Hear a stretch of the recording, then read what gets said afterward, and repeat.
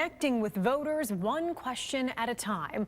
While the presidential election has commanded most of the attention in the campaign cycle, Michigan has another major race down the ballot. Paul Young and State Senator Kristen McDonald-Rivet are vying to represent Michigan's 8th congressional district. Tonight, SVSU gave both candidates the opportunity to share where they stand by hosting a question and answer forum. Raven Blue takes us inside.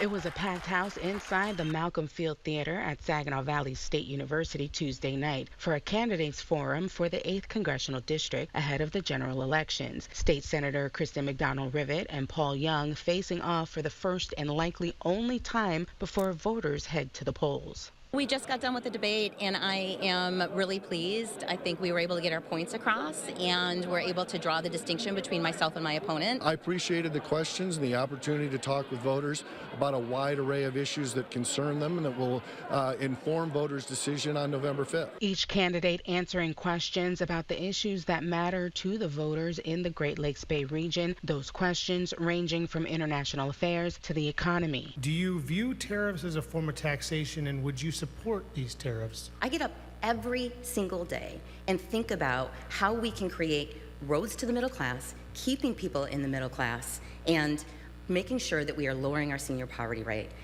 The widespread tariffs the former president is proposing, I think, will be too expensive for the American people. But it's important that we not just leave an economy that lets all production and all manufacturing jobs go overseas and doesn't protect American workers. And reproductive rights. If a vote came up to enact a national abortion ban at any stage of a pregnancy, how would you vote? Abortion is not a state's right, it is a human right, and we have to stand up for it. I've always opposed a national abortion ban, and that's been very clear.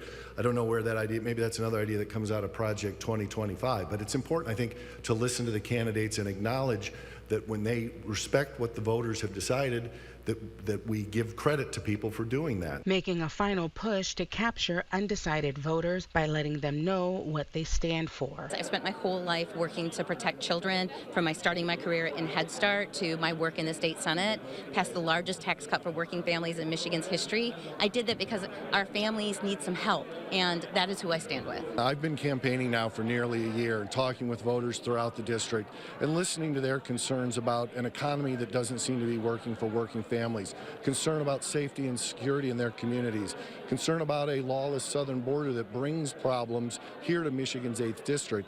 And I'm talking about the things that, should I be elected to Congress, I'm going to do to address those problems. Early voting will start statewide on October 26th and will end on November 3rd. On Election Day, November 5th, polls will open from 7 in the morning until 8 in the evening. Raven Blue, WNEM TV5.